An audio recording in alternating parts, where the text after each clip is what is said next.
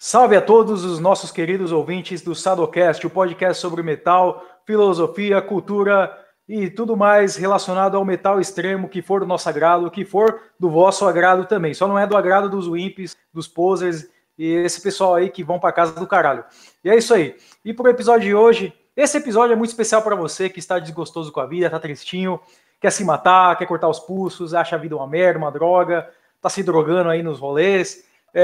O episódio de hoje é para vocês aí tristinhos, mas se você está pensando em se matar, se você é suicida, aguarde um pouquinho, escute o nosso episódio até o fim. E se o episódio for uma merda, vocês podem se matar, tudo bem, a gente não vai se sentir mal por isso, né? Mas se vocês acharem o episódio bom, tentem resistir mais um pouquinho para assistir os nossos próximos episódios. Compartilhem com os colegas, a família, os amiguinhos de trabalho, todo mundo que gosta de metal extremo. E é isso aí. Maravilha. Hoje vamos falar de Depressive Black Metal, Depressive Suicidal Black Metal, também conhecido como DSBM, confundido com BDSM, mas nós não vamos falar de BDSM. Se você achou, se enganou, clicou aqui achando que a gente ia falar de BDSM, me desculpem, mas você se enganou, né? Não vai ser hoje que vamos falar de Impaled Nazarene ou Power from Hell, beleza? Então vamos deixar esse assunto para a próxima. Hoje vamos falar de DSBM, ok? Depressive Suicidal Black Metal. E é isso aí. Mas antes da gente começar a nossa fossa, nosso muro das lamentações, apesar de a gente não ser judeu, os desabafos aqui, vamos fazer a nossa tradicional rodada de recomendação, ok? Vamos recomendar alguns sons aí legais para animar a sua vida, para alegrar, para dar um pouco de gosto aí para essa vida de merda que você está vivendo, né? Porque a menina não quis ficar com você, porque a sua web namorada te traiu, e tudo mais, ou porque você perdeu o emprego, que é uma merda também, eu compreendo, mas vamos lá. Então, para alegrar a nossa noite de hoje, a nossa conversa, Ana Beatriz, você que tem um semblante alegre, recomende um som aí pra gente. Alegríssimo, né, camarada? Boa noite a todos aí que estão ouvindo a gente nesse momento, né, de melancolia aí da quarentena. Eu quero recomendar, não um som, dessa vez não vou recomendar um som, vou recomendar um filme, né, que eu acho que tem a ver com o nosso tema aqui, esses filmes mais, eu até diria não melancólicos, mas com aquela vibe de que tudo vai dar errado, sabe? Esse tipo de filme sem esperança, The World is Hell, tem gente que chama esse tipo de filme. É um filme chamado PVC-1, ele é um filme colombiano dirigido por um grego, é um filme que se passa todo em um take só, né? Então ele é um filme sem cortes, ele é todo um plano sequência, e ele conta a história de um ataque terrorista que uma família que morava no interior ali sofreu. Os caras chegam lá, botam uma bomba ao redor do pescoço da matriarca da família, e a partir daí começa toda a odisseia, né, do pai e da mãe, né, da matriarca com a bomba, para desarmar essa bomba e tal. É um filme para atacar a ansiedade daqueles que têm problema com isso. E é tenso do início ao fim, e o final é desgraceira, né, cara? Então eu recomendo aí, filmaço aí pra quem gosta de filme melancólico aí, sem final feliz. Ana Beatriz, para quem não sabe, participou aí do nosso episódio sobre cinema extremo. Ela é uma pessoa que entende de cinema, então escutem os conselhos dela com seriedade, porque ela sabe do que fala. É isso aí. E Gustavo Zoc, nosso querido Gustavo Zoc, o camarada da Ave Silvestre, faça uma recomendação aí pra gente. Opa, boa noite a todos os camaradas, a todas as pessoas tristes e felizes também, mas que curtem um som mais melancólico. Essa noite eu não vou recomendar um som em si, mas uma banda, que é o Psychonaut 4, que é uma banda assim que não é de DSBM especificamente, nem de um black metal assim, digamos, exclusivamente melancólico, mas que com certeza toca bastante e faz referências a essas questões mais existenciais também. Sem contar que poderia ser classificado também como o Life Lover, que eles se dão a alcunha de Narcotic Black Metal, ou Narcotic Metal. Ou seja, o nome da banda também já diz bastante, que é Psychonaut 4. Então É uma coisa assim mais de trip mesmo. Pô, Trip, esse nome aí me lembra docinhos, balinhas, Psychonaut Wiki. Você já viu a Psychonaut Wiki já? A Wikipédia das droguinhas, ô Zoc? Já vi, sim. Já pegou umas dicas E lá? é bem preto. Já vi. Não, umas dicas eu só vi, mas não nenhuma. Rapaz, uma vez eu peguei umas dicas aí por esses sites aí, Psychonaut Wiki, Arrowweed, rapaz, meu, foi uma coisa assim. Foram 8 horas achando que eu ia morrer. Não foi uma coisa muito legal, não, viu? Então tome cuidado, Caraca. viu? Eu não vou contar dessa experiência aqui, eu acho que eu vou ter que guardar essa experiência para um episódio que a gente for falar de viagens transcendentais. Mas, tipo, foi um negócio aterrorizante, assim, se vocês querem uma experiência black metal, depois, não sei, quem tiver meu contato aí, fale comigo que vocês vão saber o que é uma experiência black metal. Mas é isso aí. E vamos lá, para fechar a nossa rodada de recomendações, Grande Prometeu, voltando aí às nossas fileiras, na linha de frente, faça uma recomendação para a gente, camarada. Salve, camaradas aí, usuários de fluoxetina e tudo mais. Você falou mais cedo aí de DSBM, confundindo com BDSM, cara, fui pesquisar o Silencer aqui mais cedo, né? Acabei botando BDSM junto, apareceu a porra de um dildo aqui, cara. Quase que eu mando o link para uns colegas aí que estão precisando, hein? Belo exemplar. Mas aqui sobre as recomendações, eu vou mandar uma coisa aqui para dar uma equilibrada, né? Que tá muito triste aqui. Vou recomendar uma coisa que vai contrabalancear um pouco. Para os camaradas que curtem Bathory, especialmente ali a fase do Blood, Fire, Death, uma banda italiana chamada Apocalipse. O álbum Si Vis Pacem Parabellum, ou melhor, deixa eu me corrigir aqui antes que o professor me bata, né? Si Vis Pacem Parabellum, tá certo, Nogueira? Si Vis Pacem Parabellum, mas tanto faz, então o pessoal pronuncia latim do jeito que quer. Entendi, beleza. Então, é um álbum que é basicamente uma homenagem ao Bathory, cara, uma coisa épica pra caralho, muito bem feita, só que ao invés de ser uma temática nórdica, é uma temática mediterrânea, é italiana, romana, é mitologia grega, mitologia romana. Então, escutem, que é um som muito bom. Essa é a minha recomendação de hoje. Muito bom, camarada. E eu vou também recomendar uma banda italiana. Pô, se bem que no último episódio eu também recomendei uma banda italiana, mas fazer o quê, meu? A cena italiana hoje é fantástica. Com certeza, na minha opinião, é a melhor cena, assim, atualmente. Tá surgindo muitas bandas boas da Itália. Eu não sei o que eles têm lá, se é macarrão, se é pizza, sei lá. Mas os caras estão fazendo um som muito bom lá na Itália. E eu tenho que recomendar uma banda, no clima do episódio, uma banda de... é considerada DSBM, mas eles fazem um som mais puxado pro raw black metal, só que eles têm uma pegada muito melancólica. Uma pegada melancólica, triste e tal. O nome da banda também é assim, puxa para isso. A banda se chama Melancolia Estática. Eles têm 2 álbuns só, mas assim, os álbuns deles são muito bons, é uma banda de muita qualidade. Eu acho que tem uma mina, se eu não me engano, a mina é vocal. Tanto é que eu visitei a página dessa banda no Metal Archives agora, antes do episódio, e tinha uma foto da mina, assim, parece aquelas fotos de perfil, sabe, de Tumblr. Que foto legal, né, pra uma banda, né, mas foto bem DSBM, né, uma pessoa feliz, assim. Mas é uma banda muito boa, recomendo aí pra quem gosta de ouvir um som mais melancólico, é uma banda muito boa.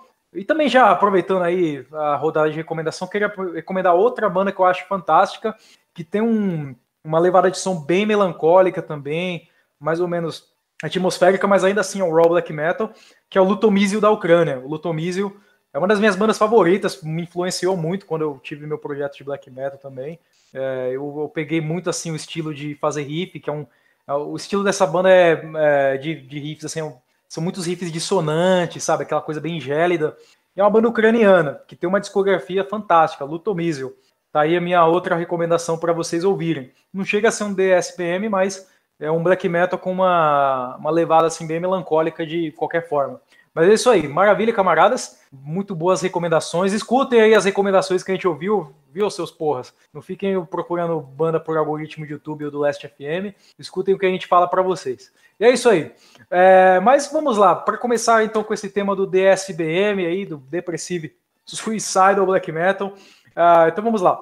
Quais foram as bandas então de metal que influenciaram essa temática melancólica? Porque se a gente for pensar, o Depressive Black Metal, ele é relativamente recente, ele ele ascendeu ali, ele entrou em muita evidência ali na segunda metade dos anos 2000. Mas quais foram as bandas, então, que começaram, na opinião dos camaradas, que já tinham ali uma levada depressiva, melancólica, que deram os fundamentos para esse gênero? Prometeu, quer começar com essa aí? Opa, então, camaradas, né? Os temas depressivos no metal, eles começam com Doom. Acho que isso já é consenso, né? Bandas como Saint Vitus, ou Candlemass, enfim, os clássicos. E eles começaram a explorar essa área mais fúnebre do metal, mais existencial. Só que essas bandas trataram desses problemas mais de uma perspectiva filosófica, nihilista, ateísta, né? Aquela coisa, é uma coisa que para mim é bem distinta do black metal em si, do depressive black metal, mas a gente vai entrar nessas diferenças mais depois, né? Isso foi uma tendência daquele momento histórico que também é encontrado em outros estilos, como o próprio pós-punk e outros segmentos da música gótica. Agora, eu particularmente gosto bastante de Doom e do próprio pós-punk também. Também sempre gostei das peças fúnebres ali do Chopin. Inclusive, foi isso que me introduziu na música. Antes de metal, eu comecei na música tocando piano. Até hoje, uma das paixões da minha vida. E a gente consegue observar bastante esses ritmos fúnebres ali no Doom Metal. Só que as origens do black metal depressivo já são distintas, ao meu ver. O DSBM ele foi bastante influenciado pelo Burzum na parte harmônica e, em geral, a atmosfera, né, dos álbuns, principalmente os álbuns que o Varg fez na prisão, que deu tipo para explorar mais essa questão ambiente e tal, e também de bandas já de outros gêneros que não black metal, como o próprio doom metal, que também mais tarde surgiu outra ramificação que foi o funeral doom metal, que daí tem o pessoal que gosta, tipo, mais uma pegada pesada, mas ao mesmo tempo bem lenta. O que difere também do DSBM, que é mais, digamos assim, mais agressivo, e mais o vocal, aquela coisa do vocal rasgado, aquela coisa bem black metal, mas com um peso, uma negatividade muito grande também.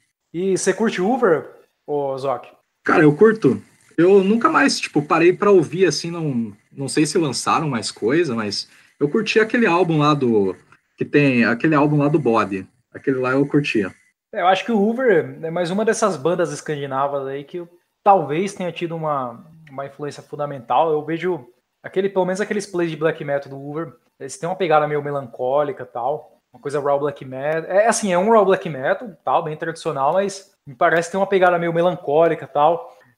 E você, Beatriz, você acha que existe um precedente assim pro DSBM até antes dessa primeira onda de black metal norueguês? Bom, então, eu acho que tem tudo a ver com a questão da música erudita, né, também. Tem o Weber, o Tchaikovsky, até o próprio Beethoven também tinham músicas com arranjos bem melancólicos e tal. Mas eu vejo essa questão por exemplo, do suicídio e da morte já em coisas do Hellhammer, por exemplo, né? Do Celtic Frost e tal. Até dos álbuns seguintes do Venom, né? Não dos mais clássicos ali, mas dos álbuns que vieram depois, né? O próprio Sarcófago aqui no Brasil também, tudo culto à morte, né? Possessed e por aí vai. Então eu acho que sempre teve muito presente no metal essa questão, né? Do culto à morte em si, da morte como uma entidade, né? E não como uma coisa necessariamente ruim, né? Vou chorar aqui, né? Não, mas, né? Aquela coisa de você, até como eu estava falando aqui com os camaradas antes de começar o podcast, né? Aquela coisa de você pegar aquela tristeza, aquela melancolia e transformar aquilo em força de vontade, né, cara? Transformar aquilo em energia para você seguir em frente, em raiva, em ódio, e é o que eu vejo muito nessas bandas que vieram antes, né? Mais de até speed metal, né? Como o próprio Hellhammer e o Venom. Mas aí, mais na questão do raw black metal, também tem a questão da melancolia das florestas, né? Que eu vejo muito no Hoover, como o camarada citou, e eu vejo muito no Summoning também. Eu gosto muito de Summoning e de Hoover eu gosto pra caramba, cara. Assim, até a questão da evolução musical que o Hoover teve é fantástica, assim. É uma banda que eu gosto, assim, dos primeiros trabalhos dele e dos últimos trabalhos deles, assim. No meio ali deu uma, né? Mas, de um modo geral, é uma banda que eu gosto muito também. Bem lembrado essa questão até das bandas assim, fora do black metal, aquele black metal escandinavo, gélido, porque isso me lembra uma banda daqui de São Paulo, muito conhecida, o Corsos, que tinha um integrante dessa banda que cometeu suicídio, e depois a banda ficou com medo do que aconteceu com o cara, e os caras da banda viraram todos cristãos. Já ouviram falar dessa história aí? Não ouvi não, cara. Também não. Tem uma história dessa aí, que o cara do Corsos, ele era todo satanista e tal, aí ele se matou e, tipo, os caras da banda, sei lá, ficaram meio aterrorizados com isso aí. E assim, os caras do Corsos são cristãos hoje, eles tocam em festival aí de música crente e tal. Acho que tem um deles que se envolveu com a produção de uma banda aí gospel famosa, acho que é aquele Oficina G3, alguma coisa assim. Porra, é uma merda, né? Que bosta. Mas é foda, né? Inclusive, até na questão do Doom Metal, eu vejo um precedente também no Katatonia. O Katatonia antigo é uma banda assim que tem uma levada bem depressiva, assim, lenta, devagar, aquela coisa de choro, sabe? Que as bandas de DSBM têm. O que você acha disso, Prometeu, que você curte mais um Doom Metal? Com certeza, cara, com certeza. O Katatonia, ele já puxa também para essa levada Doom Metal, mas aproveitando também que vocês falaram do Ulver, do Burzum, Summoning e tal, eu acho que é importante diferenciar também essa tendência melancólica do black metal para o resto esses outros estilos musicais, né? Porque apesar do black metal não ser pioneiro nessa temática depressiva, eu gosto de pensar que a tendência melancólica do black metal europeu não parte do mesmo princípio dessas outras subculturas que a gente comentou aqui anteriormente. Como a gente já discutiu aqui em episódios anteriores, o black metal norueguês ou europeu, como você preferir chamar, é basicamente um espírito de um passado mítico, né, e pagão, as florestas e tudo mais, que é um espírito que está em guerra, tanto contra o cristianismo quanto contra o mundo moderno. Daí esse espírito assume uma forma, bebe de influências satânicas e tudo mais, as músicas falam de ódio, assassinato, mas ainda assim sempre existiu um caráter melancólico nas músicas, desde ali no Burzum, o Thorns, até mesmo no Mayhem, como o camarada Zoc comentou, porque se trata, sobretudo, né, de uma atitude nostálgica com esse passado mítico, que infelizmente se perdeu no tempo. De modo que a pessoa que está realmente envolvida a nível ideológico com black metal, ela se encontra ali numa posição de exílio, presa num mundo alienígena, que é esse mundo moderno que a gente vive.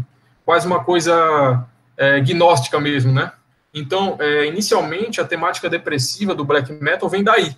Esse desejo pelo retorno a um centro espiritual que foi perdido. Não é uma depressão que vem de uma visão de mundo materialista, existencialista. É só depois, né, lá para os anos 2000, já com influência de outros estilos, como o pós-rock, que começam a surgir as primeiras bandas que tocam nessas temáticas de relacionamento, perdi meu emprego, minha vida não tem sentido. Eu até escutava algumas dessas quando era mais novo, mas hoje em dia não.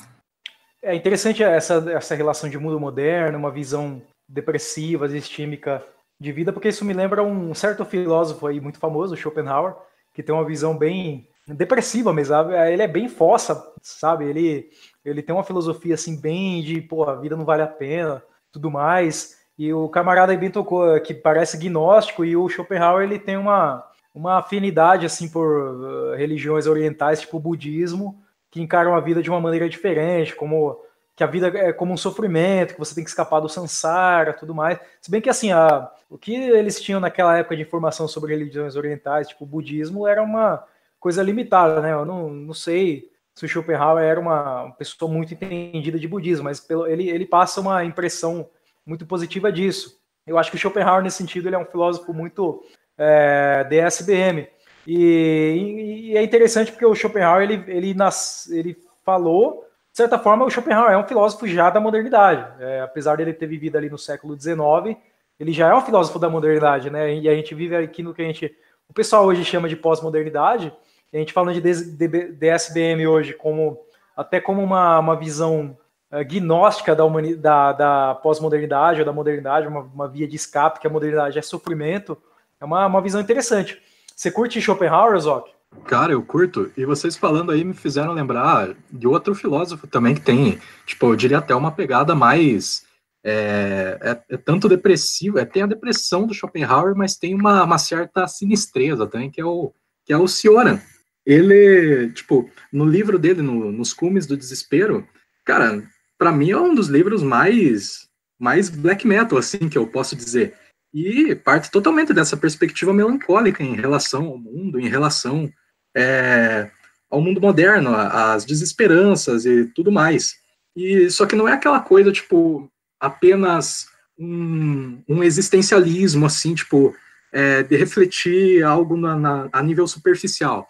E eu acho que isso pega bastante essa nostalgia que o camarada Prometeu falou em relação a uma visão mesmo melancólica perante esse mundo e um desejo, tipo, de uma tentativa de superação também. Pô, o Cioran, eu já tentei ler, eu tenho o livro do Cioran aqui em casa, Nos Cumes do Desespero. Eu já tentei ler ele uma vez, eu li o comecinho, mas eu não sei, eu não curti muito o estilo dele, não. Porque eu acho que ele, assim, não que eu não goste de temas depressivos, mas o cara parece que ele, tipo, nega, troveja, mas, sei lá, eu não curti muito, não. Eu não gostei muito da prosa dele, não. Talvez um dia eu deva reler esse livro aí, talvez um dia que eu me senti mais triste, talvez, porque eu sou uma pessoa muito feliz, assim, eu gosto de viver, apesar de tudo, né? Ainda mais agora, eu estou mais feliz agora, porque voltou aí, estão voltando os esportes na TV, porra, finalmente, tava um saco aguentar essa pandemia aí sem esporte, voltou a Fórmula 1, muito bom, vou assistir, mas voltando ao assunto, eu acho que talvez eu deveria reler o Cioran, né? Eu gosto muito do Nietzsche, mas o Nietzsche, o pessoal tem uma visão meio distorcida do Nietzsche, né? Que o Nietzsche seria um filósofo deprê, blasé, mas na verdade não. Eu li, por exemplo, O Nascimento da Tragédia,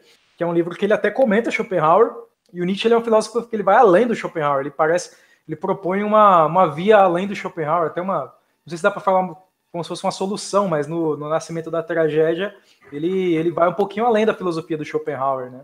Meio que uma superação da própria filosofia do Schopenhauer, que praticamente já era um mestre assim para Nietzsche. E Nietzsche, como todo bom aluno, ele superou os mestres dele, tanto Platão, Schopenhauer, etc. Pô, com certeza. O Nietzsche apresenta uma visão bem interessante, assim. Ele mostra a arte, assim, a via da arte, da tragédia, né? A tragédia mais entendida como arte, aquela manifestação grega de teatro, de música, como uma superação desse sofrimento também do mundo. Mas é um assunto bem denso, né? Isso aí daria um episódio inteiro para a gente falar só sobre a parte da filosofia de Nietzsche e Schopenhauer. Mas isso aí. E também, tomando um outro rumo, o DSBM ele parece ser um gênero assim, de metal que ele vai um pouco no caminho oposto do que o metal tende a ir.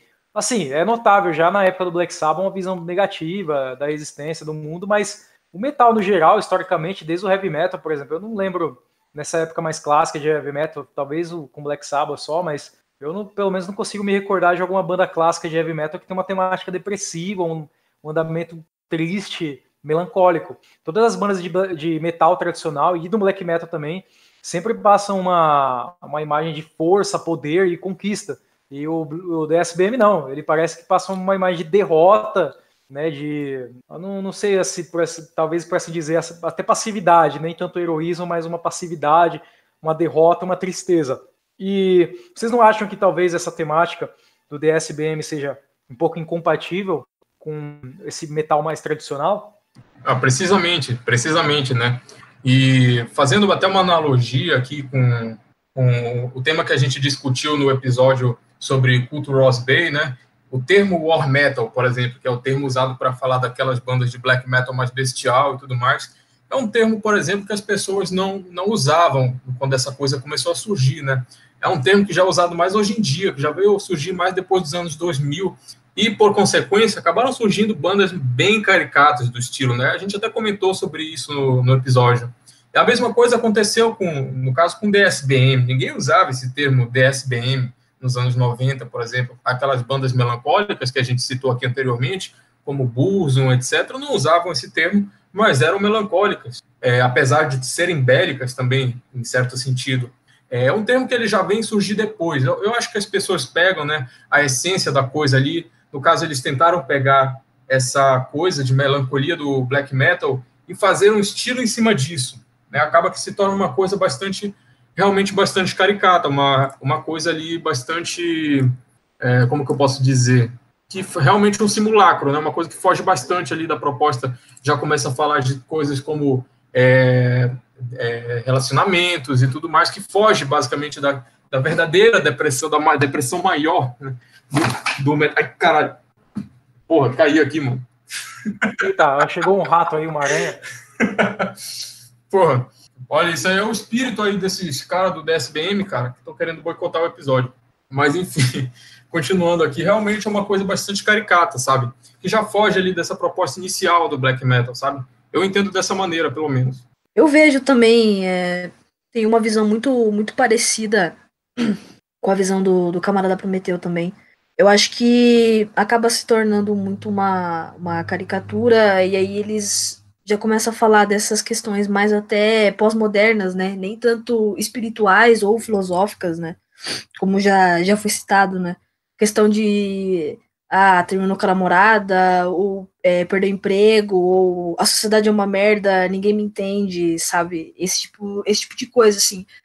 Eu gosto muito de Life Love, por exemplo, mas, assim, antigamente eu via a letra dos caras e achava, pô, né, legal, beleza, eu me vejo como eles, né, uau.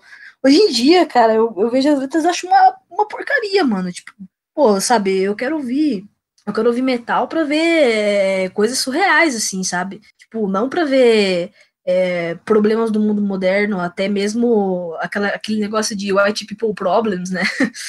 Então, sei lá, tipo, eu continuo ouvindo muito Life Lover, eu gosto bastante mesmo, mas até mesmo da estética da banda, né? Mas a questão lírica eu dispenso mesmo, porque não dá, assim, esse tipo de problema pessoal e questões pós-modernas é uma coisa que não me interessa muito, assim. Eu prefiro a questão do culto à morte e a morte como uma entidade, né, e não um problema, assim. Esse negócio de você ver o mundo de uma maneira negativa e você se sentir um derrotado é uma questão também que não me interessa muito, então eu dispenso. Cara, eu particularmente, eu gosto de várias bandas de SBM. O estilo em si, eu vejo ele como uma questão dentro do próprio black metal, como uma questão à parte de toda a proposta, né, inicial, como já foi dito. O que tem em comum, talvez, seja, além da melodia, da harmonia e tal, seja justamente a questão, né, de poder expressar esse sentimento negativo, essa negatividade, assim como a raiva, assim como o ódio, a tristeza também, seja lá por qual for o motivo. É claro que alguns vão parecer mais vergonha alheia do que outros, e querendo ou não, o DSBM ele parte para um certo subjetivismo, então não tem aquela substância integral do restante do metal e do black metal em específico. Não é, por exemplo, um grande movimento. É apenas uma expressão sentimental, que também não deixa de ter seu valor, né, enquanto arte. Como o próprio Nietzsche diria, que talvez isso seja uma forma de superação para essa gente, transformar a própria tragédia, a própria desgraça, ou então aquilo que acredita ser uma grande tragédia, uma grande desgraça, transformar isso em arte, transformar isso, dar uma forma mais elevada e sofisticada, né? Se bem que, falando em termos de black metal, o termo sofisticado não é bem o mais propício, mas enfim. Eu acredito também que uma coisa que impulsionou muito e que colou justamente ali falando em parte geográfica, né? Os países escandinavos, eles são exemplos de países pós-modernos, assim, os problemas das pessoas são problemas pós-modernos. Então, o DSBM, ele surge ali num período, tipo, que, enfim, o black metal depressivo, melancólico, ele surge ali num período com final dos anos 90, assim, que ele vai ganhando mais uma forma, e, tipo, pega aquela coisa, né, da cultura, de uma cultura de pessoas com problemas mentais, de pessoas viciados em drogas, aquela coisa da cultura junk, que é bastante forte em países como a Suécia, por exemplo, a própria Noruega também, Finlândia, e afins. Então, sobre essa cultura junk é muito, muito interessante isso aí, porque tem um filme, que eu acho que é um ótimo filme aí para quem estiver nos ouvindo assistir, para entender essa questão da melancolia em países escandinavos, que ele se chama Oslo August 31st, que é Oslo Agosto 31, né? Essa é uma data. Esse filme ele é extremamente melancólico, assim. Ele é um cara que é viciado em heroína. Ele vai para uma clínica de reabilitação. Só que assim, ele se reabilita, tal. Só que o cara não vê perspectiva em nada na vida. O cara vive assim, tipo, para nada. Ele vive assim na maior melancolia que tem. E assim, é um filme escandinavo, norueguês, extremamente melancólico. Tem aquela banda lá do Natran, que a gente vai falar mais tarde, mas aquele projeto Dark Image dele, o Diagnose, Lebensgefahr, né, que circulava na internet, de um filme também, que é um documentário que se passa na Suécia, que mostra, assim, o pessoal mais lixo possível que você vê, assim, na vida, assim, tipo, na sociedade, gente com problema de droga, prostituta, alcoólatra, e os caras, assim, sem perspectiva nenhuma de vida, um documentário, assim, extremamente depressivo. Você já chegou a ver esse videoclipe aí, ô Zoc? Cara, não cheguei a ver, não, mas eu lembro que os vídeos do Silencer, sempre, eu acho que todas as músicas do Silencer tem um vídeo com um trecho do Bigotten, daquele filme Bigotten. Clássico. É verdade, é. Você já assistiu esse filme, Ana? Eu assisti umas partes só, mas eu não tive muita paciência pra ver ele todo, não. Eu já vi, mas ele é um filme assim chato, né? Tipo, pelos GIFs que as pessoas compartilham e os trechos, né? Tipo, parece que é uma super chocante. Mas o filme, assim, ele é um filme de arte mesmo, né? Ele é aquele tipo de filme pra cinéfilo, sabe? Ele é bem chatinho mesmo e tem um ritmo bem lento. Eu achei, assim, por história ele é chato, mas eu acho que só faz o que faz a pessoa gostar de um filme desses, ou é a sinopse, tipo, a pessoa pegou e leu a sinopse, senão ela não, também, tipo, só numa epifania, uma loucura pra entender. É uma punheta mental, né, cara? Uma punheta mental, cara. O filme tem Isso. 1 hora, é como se tivesse mais 4 horas, mano. Não dá, a moral. Mas, assim, visualmente, né, ele é bastante legal, tipo, de acompanhar e tal, se você tiver uma história, por exemplo. Eu prefiro o Rambo. Rambo é bom, hein? Rambo é da hora. E Rambo é depressivo. O First Blood é da hora. O cara lá sincero, transtornado no final lá porque a cidade não aceita ele. Ele voltando da guerra. Muito bom, Rambo. Mas realmente, esse Bigotten visualmente ele é muito legal mesmo. Eu lembro que eu vi assim na época que eu gostava, que eu tava um pouco mais por dentro de DSBM, assim, pô, as imagens do Bigotten eram fantásticas, né? Pô, da hora, né? Muito louco, black metal, mas o filme mesmo, tem que ter um pouquinho de paciência para assistir. Não é um filme muito simples de assistir, não, mas visualmente é bom. Como uma obra de arte visual, tá compreensível. Ok, a gente comentou um pouco sobre as origens do DSBM, a gente comentou sobre as bandas mais antigas, né? Por exemplo, tinha o Doom Metal, acho que é uma origem interessante. A Ana Beatriz comentou sobre a música clássica, que realmente na música clássica tem alguns exemplos assim bem melancólicos. Eu acho que o Beethoven é um bom caso disso aí. Tem aquela música dele, o Allegretto, que irônico, né, o nome, né? Porque a música ela soa bem triste. Mas o problema é a gente traçar se essas bandas de Doom Metal ou se essa música clássica ela foi realmente uma influência para essas primeiras bandas de DSBM. E falando em primeiras bandas de DSBM, eu acredito que uma das primeiras que meio que ganhou esse gênero, foi muito popular, é uma banda que começou ali em 99 e ficou popular durante os anos 2000, que foi justamente a época que o DSBM ficou bem conhecido. Mas era uma banda que tinha uma levada mais doom metal, inclusive acho que é uma das poucas, talvez a única banda assim, que tem uma levada que puxa pro doom metal que eu gosto, porque eu, no geral, não curto muito do metal, que é o Forgotten Tomb, que é uma banda da Itália também, e tem uma pegada bem depressivo black metal, tal. É um doom metal, mas você já vê que já tem uma pegada já depressivo black metal. Vocês acreditam que o Forgotten Tomb talvez tenha sido a banda assim, a grande pioneira do depressivo black metal? Ou houve outras bandas que talvez foram digamos assim, o chute inicial para esse gênero? O que vocês acham? Zoc? Sim. Forgotten Tomb, cara, foi tipo assim que pegou. Embora, não sei se a proposta deles teria sido, tipo, a mesma coisa que que as outras bandas de DSPM da época. Se é que dá para chamar de DSBM, porque ainda não era bem uma coisa consistente, né? Mas, tipo, a pegada melancólica, assim, tipo, falando até mesmo de temas que não são exclusivamente melancólicos, mas de temas gerais, até mesmo tocando em assuntos como satanismo e tudo mais, o Forgotten Tomb, tipo, tem uma pegada, assim, do metal que, cara, tipo, fica perfeita. A forma como eles tocam, tudo, e influenciou bastante, influenciou pra caralho, várias bandas. Outra banda que eu acredito que seja praticamente um divisor de águas foi o próprio Silencer. Grande Silencer, grande Natran. Banda um pouco controversa, né? Porque circulam aí várias histórias na internet sobre essa banda, que o cara supostamente foi internado numa ala psiquiátrica e cometeu alguns crimes. Você sabe alguma coisa disso, ou Prometeu? Cara, eu escutava essa banda quando eu comecei a escutar DSBM, né? Quando era mais novo, eu escutava Silencer, Shining e tal. Mas essas lendas em torno do Silencer, né, cara, tudo fake, mano. Porra, os caras ali criaram um marketing fudido, né? Com aquelas fotos do Natran, todo cheio de sangue, com pata de porco costurada na mão, né?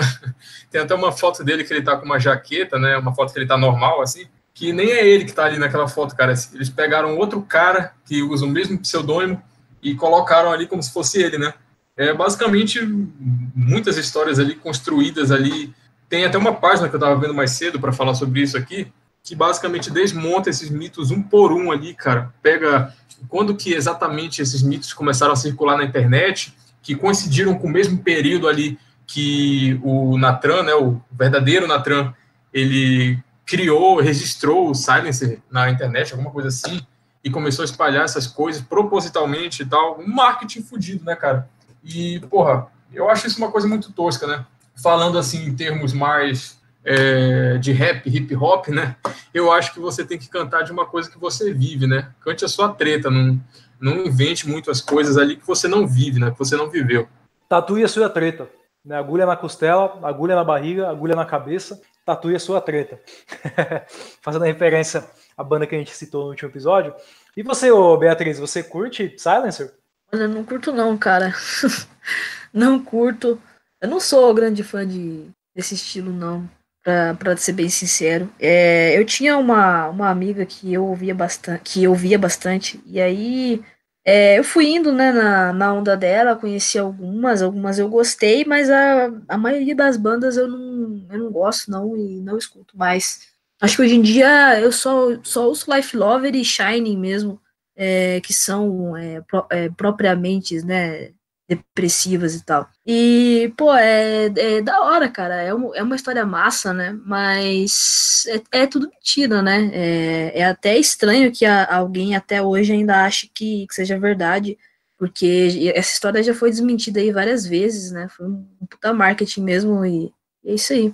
Pô, mas por outro lado, é uma história tosca, assim, se você considerar nesse ponto de vista de, tipo, você tem que falar o que é real, que você viveu, né, uma questão, ponto de vista assim, pô, o cara é poser, realmente, mas por outro lado eu tenho que aplaudir esse cara, esse sueco aí, porque, pô, o cara conseguiu criar toda uma mitologia em torno da banda dele, não é uma coisa tão fácil assim, criar mitos em torno de uma banda, e até hoje eu tenho certeza que tem muita molecada que conhece Silencer, através desses mitos aí da internet, escuta e tipo, nossa, essa banda porra, é o ápice do DSBM, assim, da loucura psicótica, e quando vai ver é tudo mentira, mas assim, até de aplaudir a forma que o cara construiu esse mito em torno da banda. O cara é um artista, não dá pra negar isso aí. Pelo menos nesse sentido aí, ele foi melhor que o cara do Nagaroff, né, que ele criou uns mitos em torno da banda dele, mas foi tudo desmentido, e o cara até hoje ele é meio ridicularizado por causa disso. Inclusive o Nagaroff foi acredito que tenha sido uma banda extremamente influente nesse gênero do DSBM, né? Quem nunca escutou Seven Tears Are Flowing to the River? Inclusive, alguns anos atrás, eu assisti a apresentação do Nocturnal Depression aqui em São Paulo. Eles tocaram cover dessa música aí, Seven Tears Are Flowing to the River, tal. E tipo, pô, foi um show muito legal, assim, apesar de ser uma banda de depressivo black metal, foi um dos rolês mais felizes que eu já fui. Eu nunca vi tanta gente feliz, assim, dentro do metal, no mesmo lugar, assim, tava todo mundo curtindo o show, adorando, tirando um cara que tava comigo que arrumou uma treta, mas pô, foi um show muito feliz, realmente. E aproveitando, falando também do Natran e esses mitos dele, de que o cara era maníaco, psicótico, o que vocês acham em relação à temática depressiva? Vocês acham que as pessoas têm uma fascinação pela depressão, pelo suicídio, que elas contemplam o suicídio de certa forma, e por isso elas se atraem pelo DSBM, ou talvez esse interesse delas vem mais do som e depois pela temática? O que você acha, Prometeu?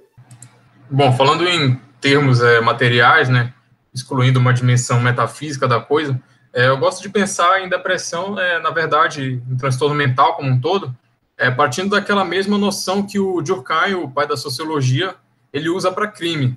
É uma anomia social, né? Não tem como você pensar transtorno mental excluindo toda a dimensão social que envolve isso. E quando eu digo isso, eu não estou falando de pobreza, de condições insalubres ou opressão, mas de socialização como um todo, ou melhor, socializações, né?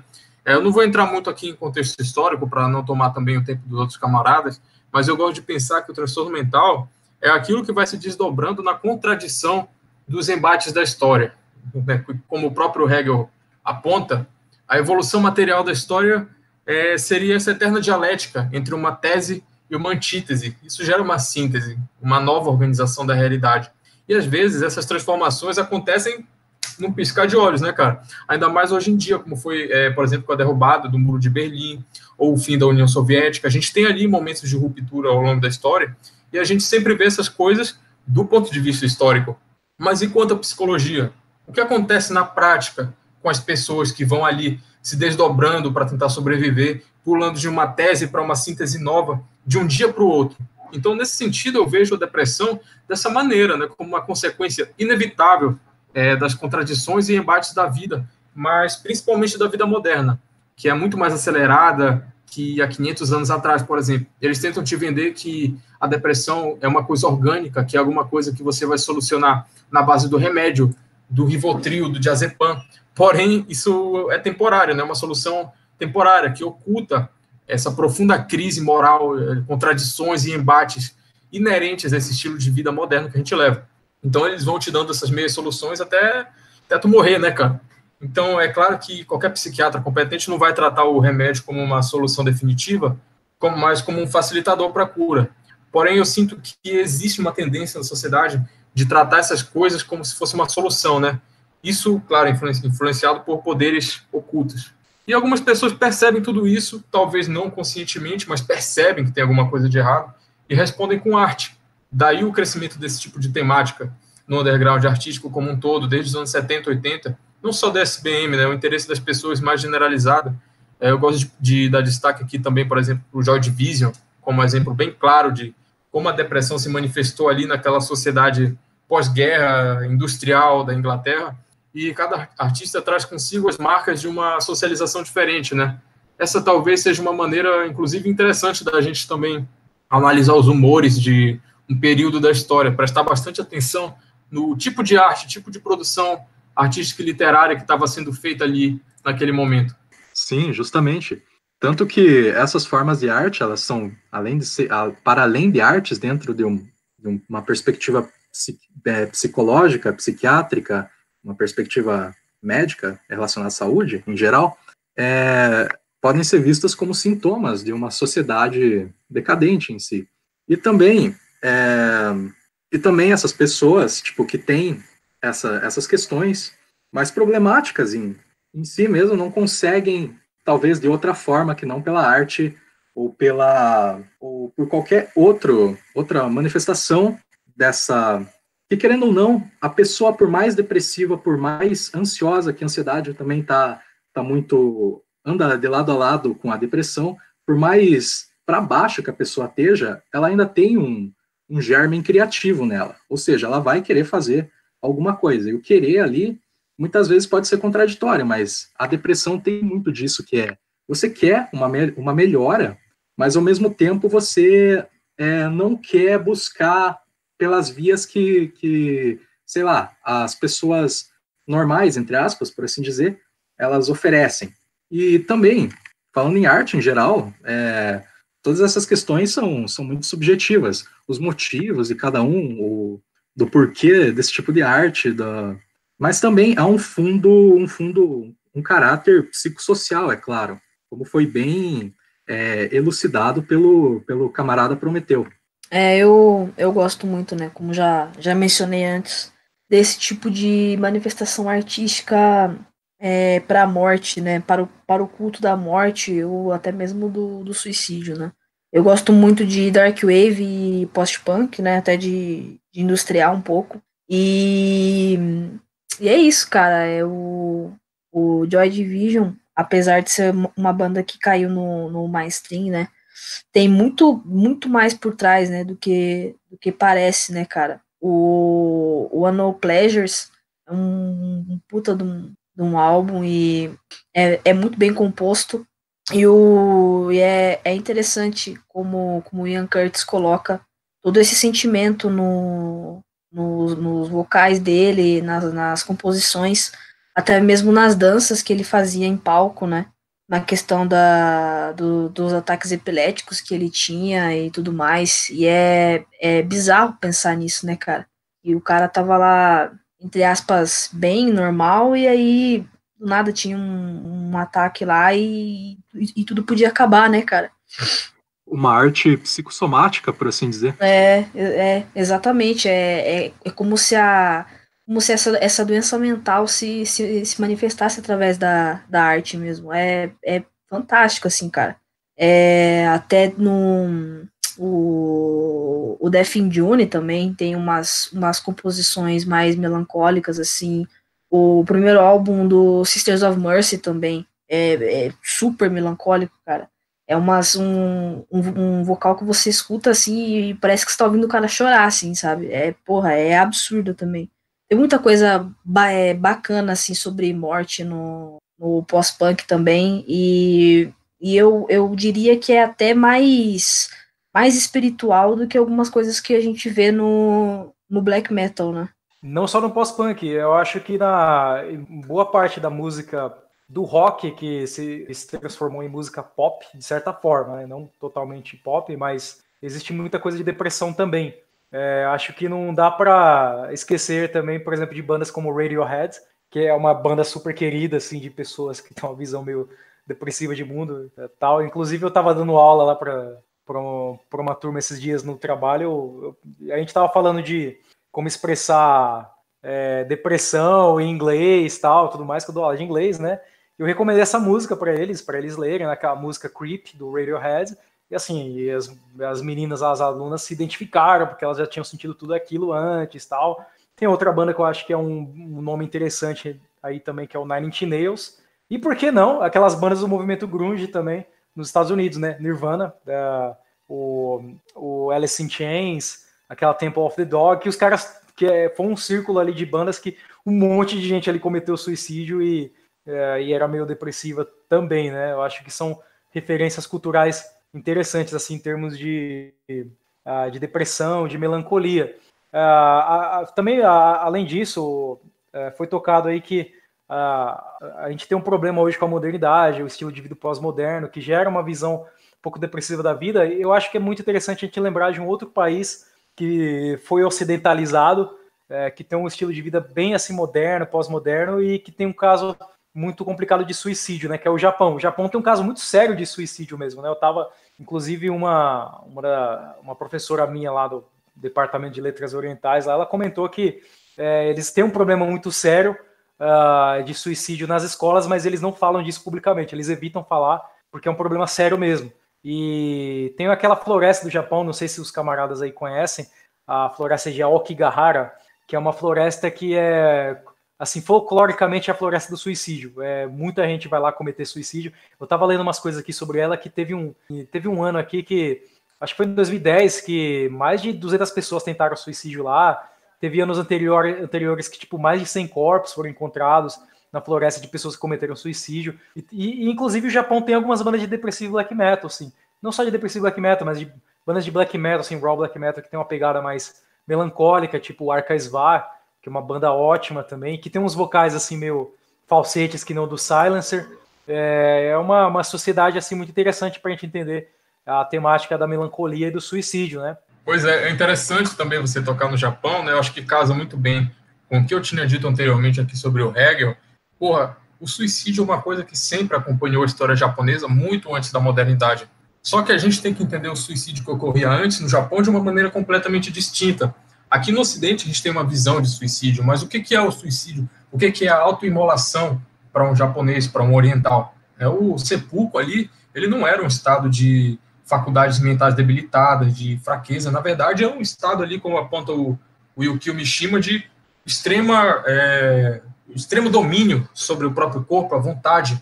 É a máxima realização de um guerreiro, né? A prova de que ele está ali levando a sério, de fato, aquela coisa. Então, era uma coisa vista com muita honra, por exemplo. Aí você pega essa tese de um povo que tratava o suicídio de um jeito, pega uma antítese ocidental que vê o suicídio de outro jeito, combina as duas coisas e, cara, o Japão que a gente tem ali é uma síntese da catástrofe, realmente, né, cara? Uma questão de suicídio muito louca. Mas, realmente, como eu apontei aqui, o suicídio, ele não necessariamente é somente uma coisa ali de um vencido, né, psicologia de um vencido, mas um estado de plena realização das faculdades mentais. Zox, você quer comentar? Vai lá. Sim, eu concordo em nível e grau com o camarada Prometeu. E, cara, é interessante fazer essa distinção, né? Que nem pegar, por exemplo, a motivação do suicídio. Que falar, por exemplo, de um black metal suicida pode ser não necessariamente um black metal depressivo. E essa depressão é algo mais, no caso, por exemplo, de um guerreiro que encontra-se numa questão que o deixou sem saídas, ou então uma culpa, alguma coisa que o fez perceber que ele desonrou sua palavra, desonrou o seu povo, desonrou a sua vida, a sua forma de vida em geral. Ele não vê outro sentido que não seja a morte. Ou seja, de certa forma, hoje com olhos mais ocidentais, olhos mais também pós-modernos, a gente pode enxergar isso como tipo, uma coisa extremamente perigosa, ou então uma perspectiva extremamente triste, mas na realidade isso é uma afirmação da própria vontade. Então, praticamente são dois extremos ali de motivações de suicídio. Um é pela alta força de vontade que essa pessoa tem de colocar, por exemplo, a mensagem dela, isso não somente guerreiros, né, mas até mesmo artistas, de colocar mensagem acima da própria vida, acima dessa subjetividade, que é a mesma subjetividade ou individualidade que leva, por exemplo, o sujeito a se matar por depressão. Então, há essa diferenciação. Ainda sobre o Japão, né, a questão do suicídio no Japão, ela é bem... não sei se dá para falar assim tradicional, mas existe um costume de fato tradicional no Japão relacionado a suicídio. Quem assistiu aquele filme, por exemplo, Cartas de Iwo Jima, né, ou viu um pouquinho sobre a Segunda Guerra Mundial, a participação do Japão na guerra, sabe que o suicídio entre soldados, né, que não, o Zoc comentou de uma ética guerreira em relação ao suicídio, era uma coisa relativamente comum, né, já na época dos samurais, o seppuku, o harakiri, tinha um certo valor isso aí. Tem aquele escritor, o Yukio Mishima, que se suicidou ritualmente também. Vai lá. Pois aproveitando que você está falando de filme, né, tem o filme Harakiri. Porra, assistam esse filme, cara, que basicamente trata desse contexto histórico aí. O Zoc, ele mencionou que os caras se matavam quando eram desonrados, alguma coisa assim, mas não só isso, né, cara, como eu disse, aqui é a realização de uma vontade. Então, quando o cara, por exemplo, ele não tinha mais perspectiva de vida, digamos assim, era muito mais honroso para ele cometer seppuku, só que ele não pode fazer isso em qualquer lugar. Ele vai num terreno sagrado para fazer isso. Então, eles iam nos castelos dos nobres, pedir permissão para eles entrarem ali para poder cometer o seppuku. E nisso eles eram recebidos ali por aqueles nobres como se eles fossem as pessoas mais importantes do mundo. Eles recebiam comida, recebiam tudo do bom e do melhor por alguns dias antes dele efetuar o ritual do seppuku, né? Então, era uma coisa ali honrada, uma coisa louvada. O que é completamente oposto do que acontece hoje, né? O pessoal se droga, toma um monte de remédio e tal, e se suicida de uma maneira nada honrada. É aquele suicídio mais fossa, que realmente aí eu acho que, eu pelo menos concordo que é uma coisa assim, bem de perdedor mesmo. Que é você nem tentou, nem esgotou suas opções ainda, e você se suicida. Tipo, o cara tá triste porque a mulher abandonou e vai lá e se suicida, né? Inclusive, eu já tive casos mais ou menos próximos aqui que foi mais ou menos assim. Isso aí eu acho que é meio ridículo, assim, a gente comentou que existiu esse problema da modernidade, uma visão depressiva em relação à modernidade, mas eu lembro que há um tempo atrás eu assisti uma palestra, era um professor de psiquiatria aqui de São Paulo, o Takis Cordaz, né, que ele fez um livro sobre a história da melancolia, e foi bem interessante, porque ele mostrou assim, como que na história existem várias referências à melancolia, à depressão, assim, antes da Era Moderna, já desde a época dos gregos, tal, que é uma coisa muito interessante. Até falando em época dos gregos, a gente vê alguns exemplos assim de literatura clássica que eu acho muito interessantes, exemplos de suicídio na literatura clássica. Por exemplo, tem o suicídio do Sócrates, que ele se suicida, mas ele sai de uma forma triunfal assim da vida, né? Ele escolhe o suicídio dele. Tem o do Sêneca, que ele foi, né, forçado pelo Nero a cometer suicídio, que ele também, né, pela filosofia dele, ele vence, né, o suicídio, ele vence a vida, né, por assim dizer, de uma maneira triunfal, que é muito diferente desse suicídio mais derrotista mesmo, de tipo, a vida não vale a pena. Inclusive tem um artigo aí muito interessante, eu acho que está no site da Nova Resistência, que é sobre o suicídio de um ponto de vista evoliano, tal, que eu acho que é muito interessante. A questão do suicídio como uma opção, assim, uma saída triunfal, né, de você vencer a própria vida, não uma saída desesperada que você foi derrotado, mas é de você finalmente vencer a própria vida, né, você não encarar como fim total, mas como só mais um passo. É você sair da vida e entrar para a história. Né, tem essa grande referência aí do Getúlio Vargas, né, para quem curte. É isso aí. Muito bom, camaradas. Mas é isso aí. Então, para finalizar o episódio, né, a gente já fez algumas recomendações durante aí o nosso episódio, a nossa discussão de hoje, mas eu queria fazer mais uma rodada de recomendações aí final, para vocês recomendarem não só bandas, tá? Porque a gente começou falando de banda, se bem que, né, a camarada Beatriz ela recomendou um filme, mas eu gostaria que vocês fizessem mais alguma recomendação de referência, arte, texto em geral, não só bandas, mas que tratassem da temática melancólica. Mas se quiser falar de mais uma banda também, não tem problema nenhum. Zoc, você gostaria de começar aí? Opa! Então, cara, eu vou recomendar aqui um filme também que, basicamente, eu não sei dizer se ele é mainstream ou se é... Ele tem o formato, assim, meio cult. É do Lars von Trier, que é o próprio Melancolia. O nome do filme é Melancolia. E, tipo, tem toda essa pegada, hein? Eu não saberia explicar ao certo o filme agora, porque eu ia contar, tipo, ia perder muito a graça. Então é só assistindo mesmo para saber e apresentar, e contemplar toda a arte que, porra, transborda melancolia, por assim dizer. Eu ia inclusive recomendar esse filme aí, camarada. Pô, é um filme muito foda, realmente. É uma síntese ali perfeita do que a pessoa que está em depressão sente, né, cara? É como se um planeta realmente fosse atingir o planeta Terra, mas não vamos dar muito spoiler aqui. Assistam aí para vocês verem como é. E agora outra fonte literária que eu queria recomendar, já que a gente já falou do filme. Bem, esse aqui eu acho que todos vocês conheceram pelo ensino médio, não sei, mas talvez não tenham dado a devida atenção, mas pesquisem o poeta Augusto dos Anjos, cara. É um dos meus poetas favoritos, um cara genial, de uma genialidade tamanha, que sofreu muitas injustiças durante a vida dele, infelizmente não foi tão reconhecido assim, mas é uma coisa ali que realmente vale a pena vocês darem uma olhada. Deem uma olhada lá, acho que meu poema favorito é aquele que todo mundo conhece, né? Psicologia de um Vencido. Dê uma olhada lá.